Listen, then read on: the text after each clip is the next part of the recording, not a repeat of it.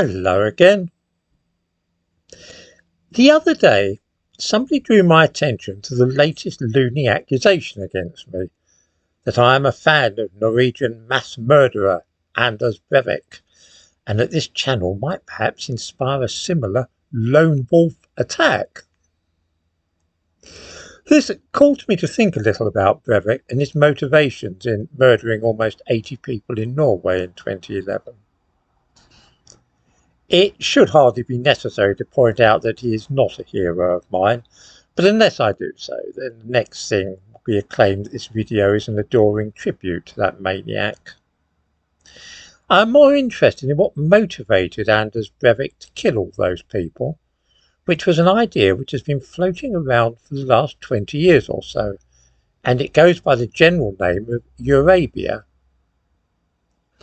Even if viewers have not heard that actual term, many are bound to be familiar with the basic premise, which is that Europe, including the British Isles, is undergoing a process of Islamification, and that there is every prospect in the future that Islam will be the main religious and perhaps even political force in the continent. This is what one might call the soft version of the Eurabia theory.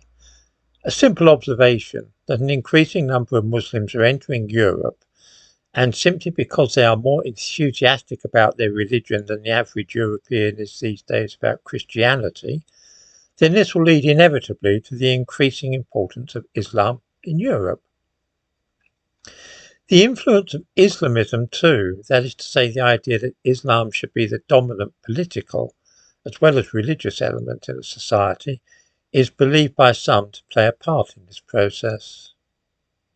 Then too, it is remarked that in addition to the increasingly high levels of immigration via asylum seekers, for instance, of Muslims to Europe, their birth rate, tending to be much higher than that of white Europeans, will play a role in increasing the proportion of Muslims in countries such as Britain and France, thus making it unlikely that they will simply be absorbed into the overall culture of Christian Europe.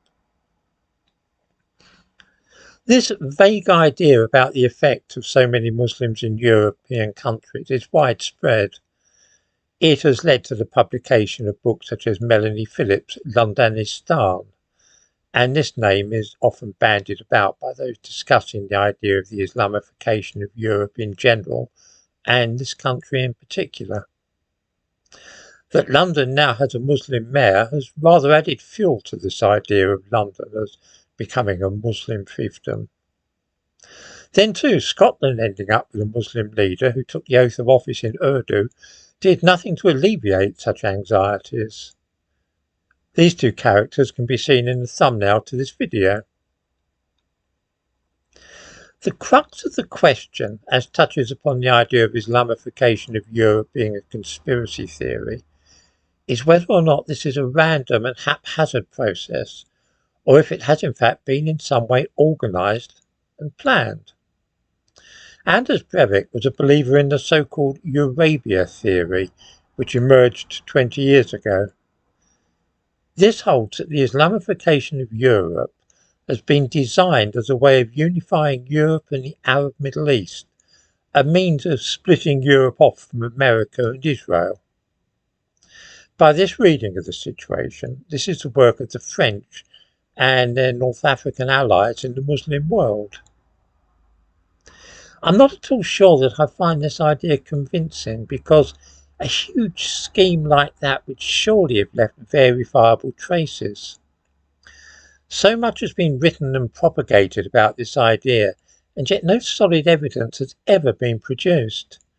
One would think if there really was a continent-wide plot to allow the Arabs to take over Europe, that there would be a wealth of things such as letters, emails, documents, and so on relating to it. No evidence of this sort has, alas, ever come to light. The Eurabia theory has acted really like a driver for the vaguer and more diffuse versions of the idea of some kind of Muslim invasion of Europe. That there has been a great surge of Muslim immigrants to Europe is of course undeniably true, but it has probably not been part of a conscious plan. What raises suspicions about the Eurabia theory is its similarities to themes found in the protocols of the Elders of Zion, with which it has incidentally been explicitly linked. The protocols were first published over 100 years ago. This forms a subsection of the Eurabia idea, that it's the work of those wretched Jews.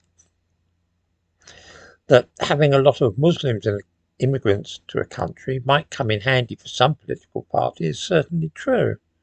In Britain, the Labour Party relies for a lot of its support in some cities. London is a good example, on the Muslim vote. One can see why they might be keen to see more Muslim voters, but that's a long way from being a continent-wide project. In short, I'm not really a fan of the Eurabia idea, although I can see that the idea of increasing number of Muslim immigrants is changing the nature of parts of Europe, and not in a good way. I can see that idea has some merit.